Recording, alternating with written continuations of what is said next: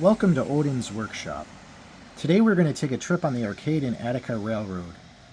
It's New York State's only regularly scheduled steam service. In this video I'll focus on giving a tour of the train and the overall passenger experience. Along the way, the train engineer and fireman will explain the components in the steam engine's cab. Patrick, the conductor, will give a brief history of the local railroad and tell us how the steam locomotive works. More than 1.8 million people have rode this train since it opened in 1962 for scenic passenger trips. I'm excited to take this trip after the steam engine was restored for the last 7 years. Welcome aboard!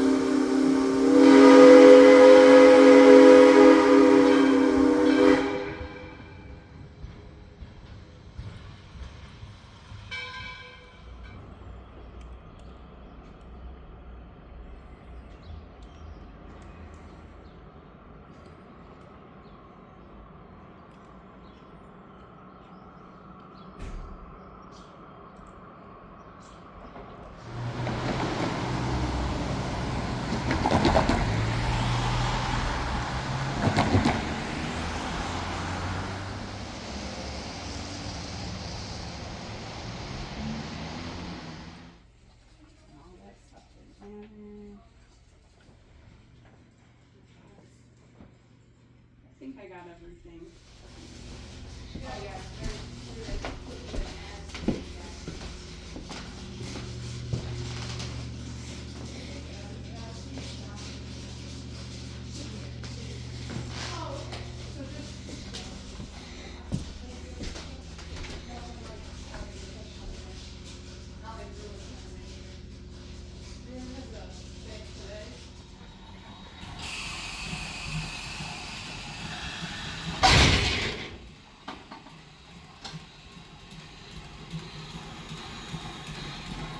How's it going?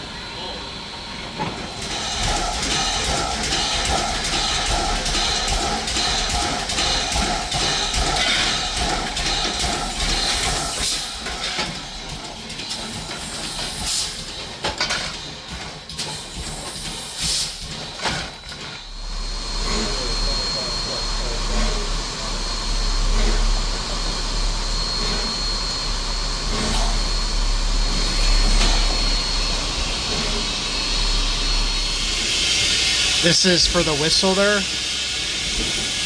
Or no? Where? How do you do the whistle? Oh, okay. Is this anthracite coal? I can never keep them separated. It's not full. That's up. Bituminous probably then. I can never remember which one's which. We've been doing it for how long? It's soft, but you get hit with it. It still hurts. Oh, I bet. Big flame off of it. And yeah. It's a thick woolen fed a lot of heat. I mean, nice heat, but not a big flashy. Right. I could see down below under the boiler, like the firebox, and you could see the coals kind of like dropping a little bit or whatever. Yeah. What time in the morning did you guys fire up the burner? Cold, 8. 8. This morning I got in around 6:30. It's already hot from yesterday. Wow. Okay, so like the first day of the week when you start the engine, do you have to get in here extra early? Oh, smokes. Wow. Yeah. Sometimes they're here at 2 in the morning, 3 in the morning. Because I'm sure once that water's hot in the boiler, Oh, it stays hot for a long time, right? Yeah. That's cool. Could I get a video of you shoveling coal? Left-handed, so I have Oh. should be. Want popcorn? Well, hang on, I can't yet. Patrick hasn't done the first test yet.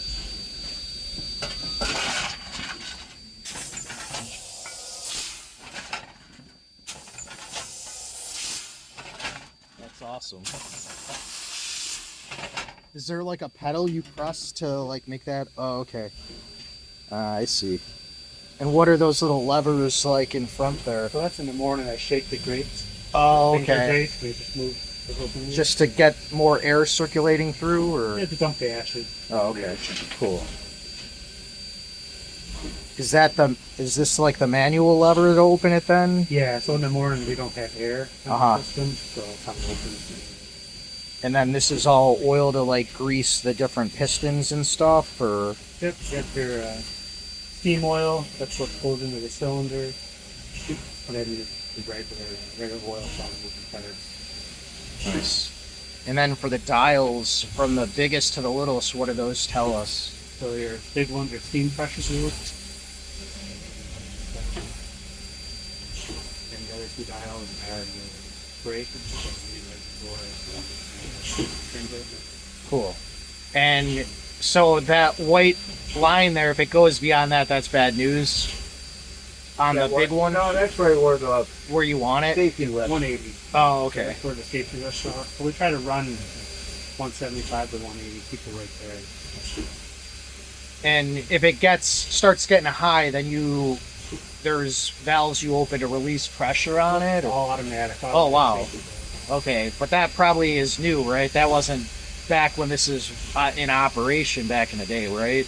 Or no? No, All it's the same. It's got Really? we put Okay. a little white line on there. Otherwise, it's a big time.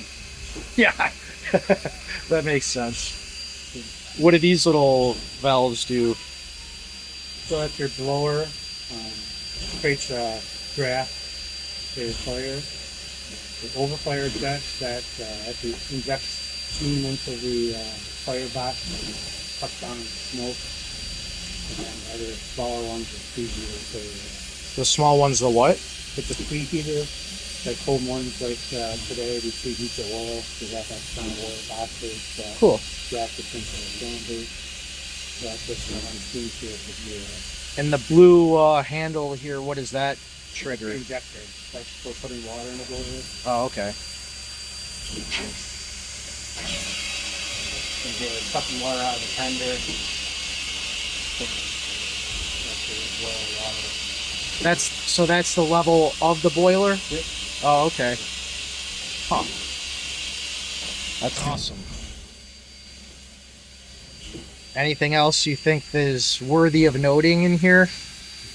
Are these like the brakes? These little levers? The engine brake, this is the train brake. Oh, okay. Johnson bars for That's the directional throttle? travel. Okay. Yeah. What's the top speed here?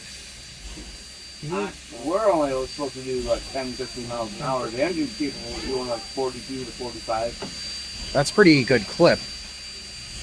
And this originally would have been used for freight or for passengers or both. Okay. That's kind of what I was thinking. What was the major freight equipment that they would have been moving? That is a good question for Patrick. Okay, I will ask him. He knows and can retain the history. How He long? can tell you the whole history of it, of this engine. How long have you guys been interested in railroad stuff? I'm not. You're not. You just. No, I'm serious. I'm not. That's fine. I'm not. I'm not too shocked. Like there are people that it's a job. I like old stuff. That's cool. How about yourself? Well, I like the steam. Whether it's tractors, You know, steam tractors. And anything steam. Yeah, I remember as a kid going to like the Canandaigua steam. I grew up in Rochester, so Yeah.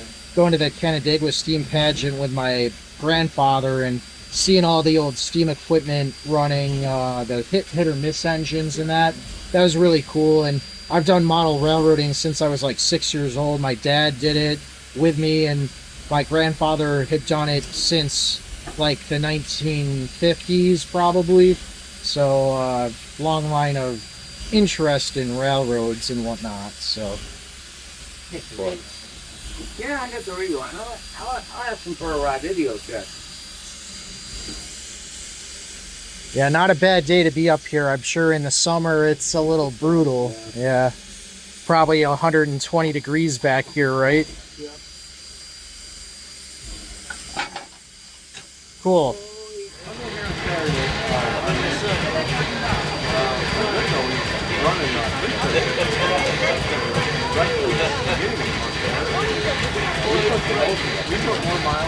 Well, I'm Patrick Connors. I've been here at the A&A for 13 years on the payroll, but I've been coming around the railroad since I was about 2 weeks old. That's mainly due to my dad. He's been a part of the railroad here well over 30 years now, off and on, and recently came back as one of their mechanics on the steam locomotive.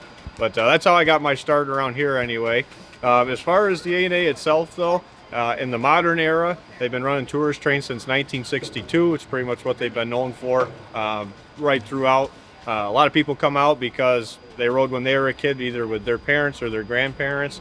And now, you know, they've grown up, they've had families of their own, and they come out to share that same memory with their children. And part of the reason I work here, of course, coming around with my dad, like I said, but I actually had a great-great-grandfather that worked for the Buffalo Attica and Arcade in the 1890s. So it's kind of a generational thing, and I like to think that I'm carrying on that tradition through him, my dad, and now to me. That's awesome. I haven't, as a kid, I was more into model railroading, but I would always appreciate this sort of thing. And I remember taking a train ride to Utica. I grew up in Rochester, taking a train ride to Utica with my family and my dad and my grandfather, and we all did model railroading. So we went to the train show out there and rode the Amtrak train, and that was exciting as like a 6-year-old. And I never rode a steam engine as a kid, but I appreciate it a lot more as an adult now, and it's really awesome what you guys do here. Is there a significance to the orange color of the cars? Like, why was that chosen, do you think? So, to my knowledge, I get asked that question a lot, actually. Why is the train orange? The best I can come up with through a little bit of research and talking with others is around the time that the A&A started acquiring their diesel locomotives, which of course was in the 40s. The first one came in 1941, number 110, brand new from General Electric that year. In that day and age when you got engines from GE, the paint schemes were somewhat generic, if you will, and you basically had a couple options to choose from. And the A&A chose that one. They did the orange and black, or I think some people dub it as kind of the tiger scheme. But to my knowledge, the reason they chose that, I believe at the time, the Arcade High School, their school colors were some sort of variant of an orange and black. Okay. And I think given that, with the options they were given from General Electric, I think it just kind of all meshed together from what I can gather anyway. That's the best I've been able to come up with. I haven't heard anything that would, you know, denounce that theory, but that's what I think, why they chose the colors they did. Cool. And the train originally was more of a freight train than anything. What sort of goods did they move around, and where did they go beyond Attica, or like what was the railroad line like back then? So when the rail line first started, they actually started laying rail for this railroad back in the 1830s. Wow. This company called the Attica and Sheldon, and they actually began from Attica working south towards Arcade, and it took almost 40 years before a rail line was actually completed from Attica to Arcade. And originally it was never supposed to come to Arcade. Up at Curriers, it was actually supposed to turn and go towards Sardinia to connect with the Springville and Sardinia. There were some property issues with getting the rail bed over that far. In the matter of a winter, they changed routes, came further south, hit the village of Arcade, and from there went to Cuba, New York. And during that time, I mean, you asked about commodities, just about anything you could imagine. They, of course, had the Pennsylvania here in town that they connected with, as well as the Erie up in Attica. But every town in that day and age had some sort of, you know, like creamery, if you will. Here in Arcade, we had Borden's, different mills, you know, fertilizers, REA Express agencies, so you had mail. And in that day and age, you know, packages that you would receive, you know, of course, there wasn't the Amazon truck that we have now. Sure. It all came on the train. So every town had a freight depot, a lot of coal. Again, you think of that day and time period. All your manufacturing, places of business, some way or another use coal, whether it's for heating, for boilers, for production. There's a lot of coal traffic on here for that purpose as well. Right. Were there ever any like major derailments or robberies or anything of note? I don't know about robberies. Derailments, definitely.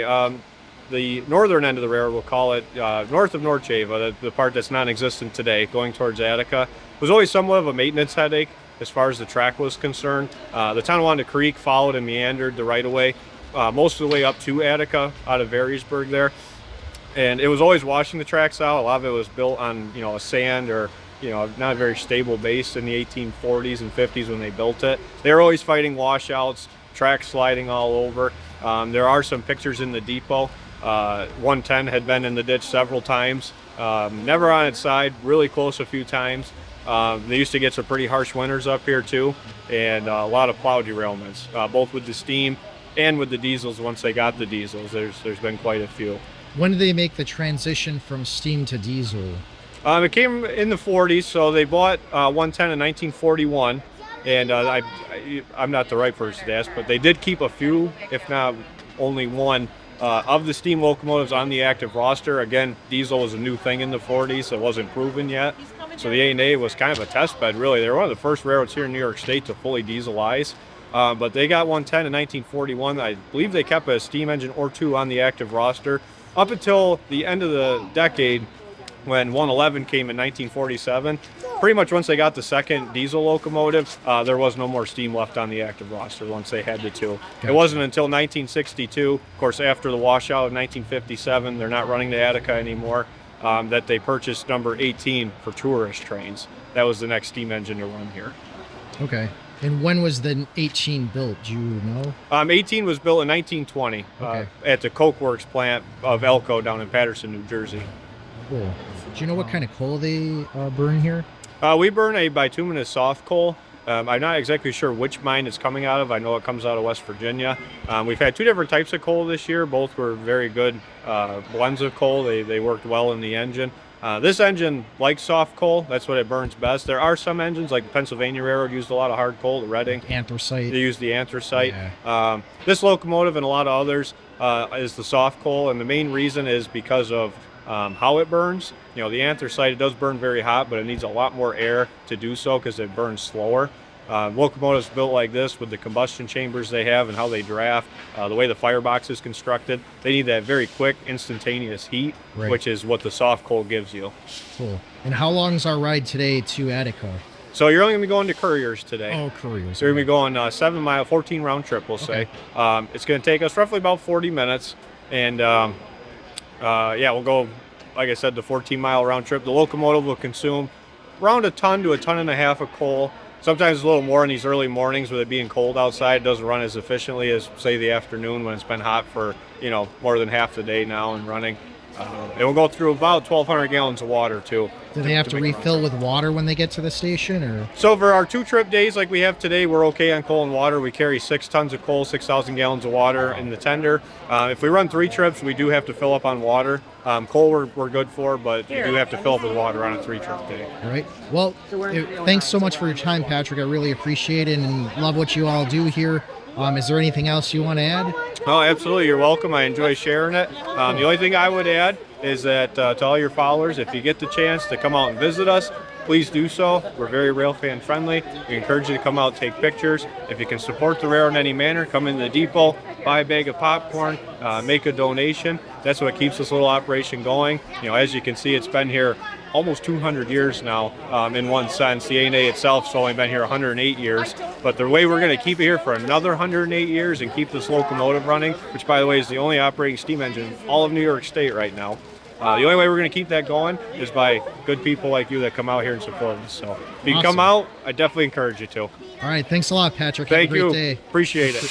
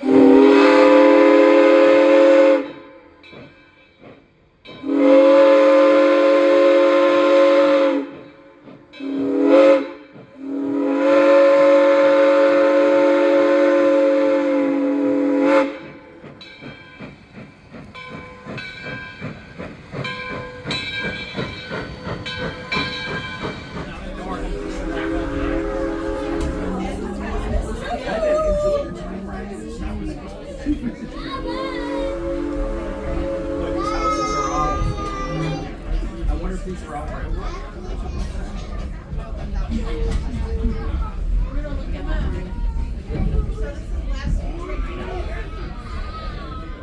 No.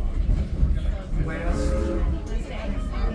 either last of the year or last for this engine. One of them. Yeah, they put this one sleep because it's got to, I can't believe it's $1 million. They have to stay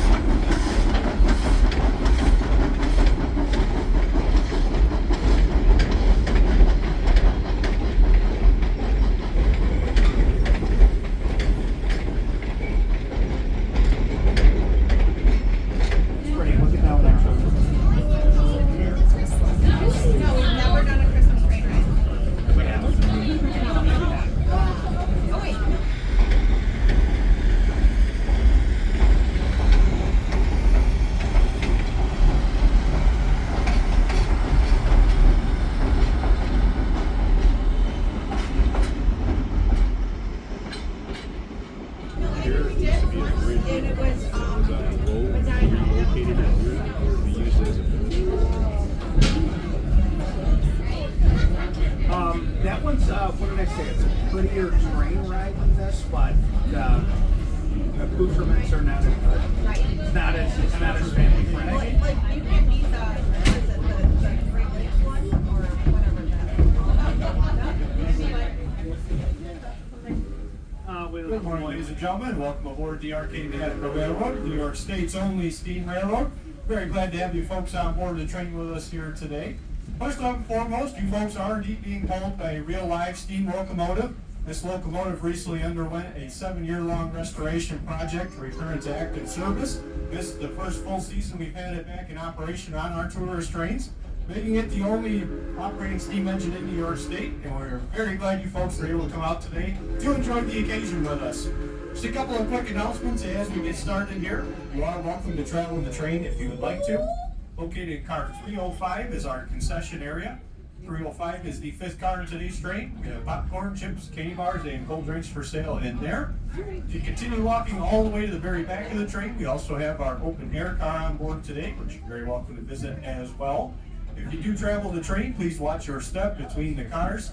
There is a lot of motion outside, so please do not stop or stand on the platforms. And we just ask that any young children please be accompanied by an adult as they travel the train. All the coaches are equipped with 2 garbage cans, one at either end of the car. If you leave your windows closed this morning, we would appreciate that. If we have to adjust the heat at all, be sure to let one of the conductors know so we can do so. It should take us roughly about 35 minutes to reach our Curriers depot here this morning. If you have any questions throughout the ride, please feel free to stop us. We will be around momentarily to punch your tickets. If you can please have them out and ready, we appreciate that. But otherwise, please kick back, relax, and enjoy the sounds of New York State's only operating steam engine echoing off the Lyman County countryside. Thank you. If you don't have a ticket, they throw you off a train. And then they turn around and they look at everybody else on the train. They go,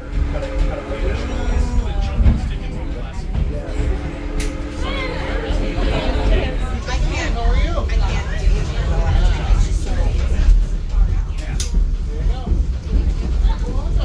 Why? hello. How's it going? Pretty good, yourself? Good. All right, Thanks. enjoy. Yep, got it. So,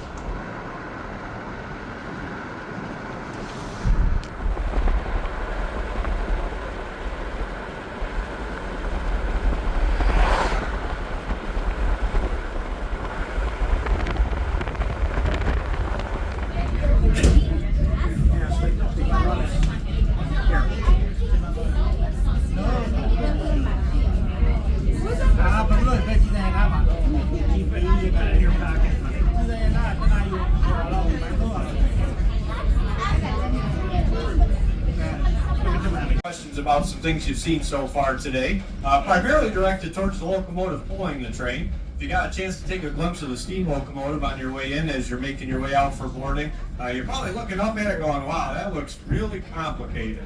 Well, the steam engine is actually a very, very simple machine, but the frame it sits on is indeed very complex. It looks like there's a lot to it, but I assure you it's actually very, very simple. And I'll try to explain the best I can to you on how it works. So the steam engine, more or less, is just a really big tea kettle. Just like that would go on your stove. You got that pot of water, put on top of the burner. The burner heats the pot up, which of course heats the water up. When it makes steam, it makes that whistling sound and comes out the top. Now that's the only difference with the steam engine. Instead of when it makes steam, it just whistling out the top, it actually gets collected in what we call the boiler, which is also where the water sits. But then when that steam is collected, it becomes pressurized. And that steam pressure is essentially what moves the locomotive forwards and backwards. This particular engine runs at 180 psi of steam pressure. And instead of a stove burner in it, of course, we have what we call the firebox. And it's just that, a really big box that has a really hot fire in it.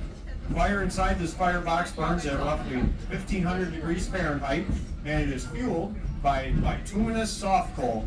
And it is fed into the firebox one shovelful at a time by the gentleman referred to as the fireman up in the engine. We got the fireman and the engineer. And the fireman's job is to keep that fire nice and hot, keep the boiler full of water to make steam. And the engineer's job is to effectively use that steam to move the locomotive. Now we carry the coal and water supply in a car that we call the tender. And it's right behind the engine. And this one says Arcade and Attica on the side. It's black on right behind the locomotive. It carries 6 tons of soft coal and almost 6,000 gallons of water. And to make today's one trip, we're going to go through about 1.5 tons of coal and about 1,200 gallons of water. We got 2 trips today, so he's going to shovel almost 3 tons of coal by the time his shift's over. Oh my God. I would imagine he's probably going to sleep pretty good this evening. So when we get up to Curriers today, we'll have the engine parked while they service it for the return trip. Make sure you holler up to the cab. Their names are Jimmy and Mike, and make sure you tell them they're doing a great job today. So back to how the steam engine works. We got the firebox, and then it's fueled by soft coal that boils the water and makes steam. We got all of that down. So then that steam travels from the top part of the boiler down towards the front of the engine to what we call the steam chest. And connected to that steam chest are the cylinders. And of course inside those cylinders are pistons. The steam enters that chamber, referred to as the cylinder. It pushes on the piston. The piston is connected to the side rods, which are what you see on the outside of the engine. They're the shiny rods that hang on the wheels, and of course are connected to them. And when that piston goes back and forth, being pushed by the steam, it makes the wheels go around. And of course, steam engines, as everybody knows, it chugging sounds as it's going down the tracks. And the chugging is actually that steam, once it's been used to push the piston, being exhausted through the front of the engine. It makes a draft through the fire and pulls all the smoke up and out through the smokestack and the smoke box, which is right below that stack. And how the engineer does this, because he's effectively the one running the locomotive, is when he pulls the throttle out, it basically opens a port to allow that steam to travel from the boiler down to those cylinders. And the locomotive also has a few different appliances on it that make travel possible that the engineer is in control of. One of them is called the dynamo, and it essentially is just a steam-powered generator. Steam spins a little DC generator to make 32 volts of electricity for the headlights and radio in the cab. As well as on the sides of the engine, you'll see on the running boards are 2 appliances called the air compressors. And the steam basically does the same thing as it does to run the locomotive. It pushes a piston up and down, and it compresses air, which is then used for the braking system, which of course the engineer has control of. Now this locomotive pulling your train today was originally built in 1920 by the American Locomotive Company down in Paterson, New Jersey, at the Coke Works plant by American Locomotive Company. It was originally built to go to the country of Cuba to work in the sugarcane fields, but it actually spent the first half of its life working in Michigan, never made it to Cuba, doing a couple of different jobs, primarily working for iron ore and logging industries up there, before eventually ending up on the Boyne City Railroad, which is where the A&A purchased it in 1962 for exclusive use on the tourist passenger trains. So it spent the better half of its life now right here in Arcade, New York, hauling our tourist trains. As for the coaches you're riding in today, they're actually older than the locomotive, if you can believe that or not. These coaches all date back to either 1915 or 1917, depending which particular car you're in. They're called Putin cars. They were originally used on the Delaware, Lackawanna, and Western Railroad.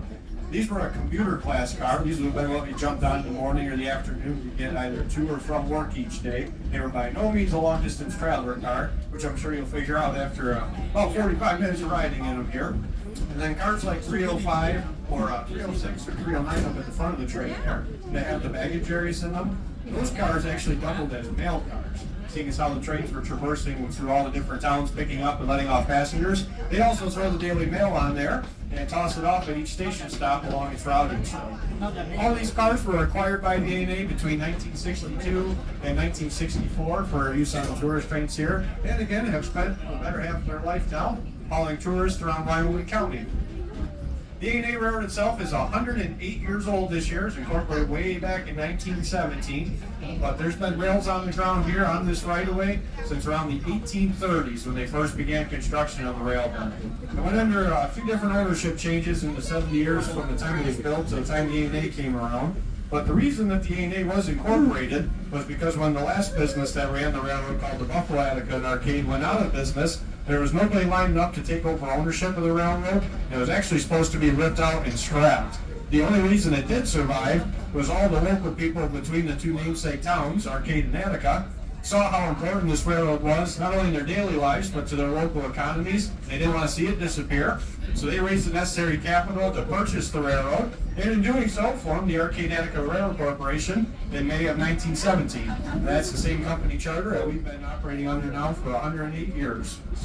In the time of the A&A operating the railroad, there's been a lot of different commodities hauled between the two towns, all kinds of coal, grains, fertilizers, lumber, you name it. There was regular passenger service at one time. For anybody that's ridden the train before, you probably know that we don't go all the way up to Attica. We're going as far as Curriers today, and that the rail doesn't actually go all the way to Attica anymore. And that is because in 1957, there was a large washout just north of Varysburg, New York. And at the time, freight traffic was very slow on the railroad. Passenger service had totally dropped off. And when the washout occurred in the early spring thaws that year, there wasn't the necessary capital to rebuild. So the determination was made that year to end the railroad as far as North Java, which is as far as it currently operates, roughly 15 miles from Arcade, about 6.5 past our Curriers depot. And that is as far as the railroad has operated since 1957. And actually is the reason they started running the tourist trains in 1962 as a way to offset the revenue stream. Because of how bad things had gotten, this little railroad was actually facing bankruptcy in the early 1960s. They first started these tourist trains in 1962 with engine 18 that's pulling the train today. They had 2 of these coaches on board, and they were able to haul just over 12,000 passengers the first year they ran. They only ran for about 4 months that first year. But by the end of the 60s, they had acquired the full fleet of coaches. They had 2 steam engines. They were just shy of 40,000 passengers by the end of the decade, so things look pretty good. As it stands here in current times in the 21st century, we're very glad and fortunate to have our locomotive back in operation, pulling the passenger trains. It's the only operating steam engine in all of New York State. I'm very proud of that. Very glad to have it here. But Monday through Friday, when we're not operating the tourist trains, and this is still an active freight railroad, believe it or not, at the end of the railroad up in North Java, there's 3 different customers we service, one of which being Reisdorf Brothers. They're one of the largest feed dealers here in Western New York. They bring in bulk feed and fertilizer by rail. They empty the rail cars, and from there, tractor trailers will handle the final delivery to local distribution. And also within that complex is another company called Buffalo Molasses, and they do actually bring in molasses by rail. They come in little tank cars. And more or less the same process happens. The rail cars are unloaded, and tractor trailer handles the final delivery of those. One thing I do like to mention to everybody, especially seeing as how we do have a freight business here at the A&A, what has kept the lights on here for over 60 years now, and even to this day, has been these tourist trains. The whole reason they started in the 60s was to save the railroad, and in the time that they've been running, it has been what has kept this little railroad going. So we thank you all very much for coming out to join us. We appreciate your support. You are the reason history is alive and well here in Wyoming County, and we thank you very, very much for your contribution to that. We should be arriving at our Curriers depot here in about 10 minutes or so. Once we arrive at Curriers, you are welcome to get off. We're going to be here for about 45 minutes today. Inside our station is the haunted house that you're very welcome to go through. Unless you're like myself, you get a little scared of things like that. You don't have to go through by all means. I'll be out there too. Across the tracks in our pavilion building, we do have concessions for sale, including chili, donuts, cider, hot dogs, among a few other items. Restrooms will be in the white trailer right next to that pavilion building. Then, as I mentioned earlier, the steam locomotive we remove from the front of the train and park right alongside us while the crew services it for the return trip. That's a great opportunity to meet the engine crew. If you have any questions, they'd be more than happy to answer them. Great time to get pictures as well. One thing to keep in mind, though, we do encourage you to get up close, get pictures of the engine. But remember, there's a fire inside that burns at almost 1,500 degrees. So with that being said, everything on the locomotive is very, very hot, so please do not touch anything. You will get burned on that. If you do have any questions, either about Curriers or anything that we talked about here this morning, by all means, please feel free to stop us. Otherwise, thank you very much for your time, and we'll be arriving at Curriers in 10 minutes. Thank you.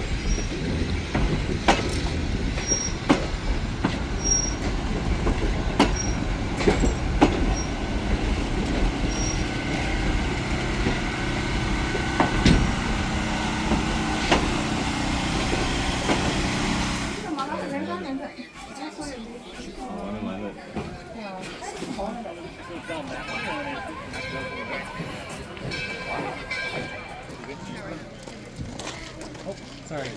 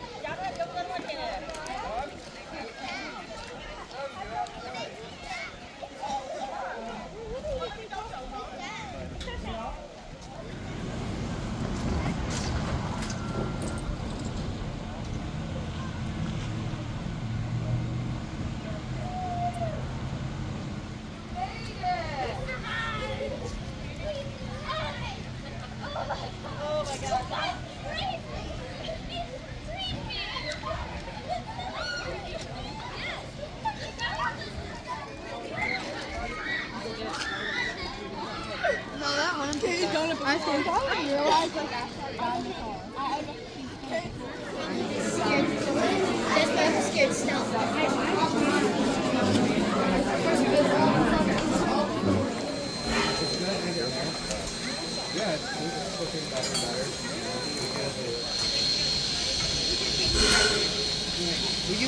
They're right under the front wheel. It's going to back up a little bit more once they're done doing that. So we'll keep okay. That one loosen up again? You still got room to tuck in?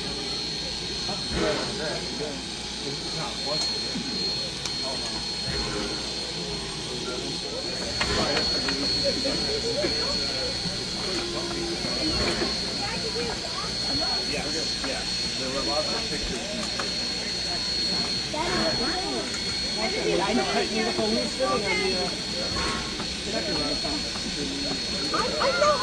Thank you very much.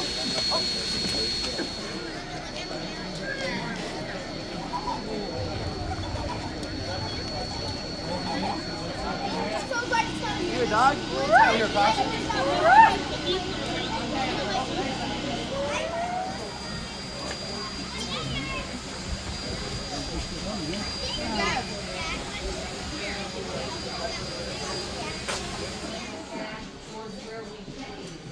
and then we'll ride home again.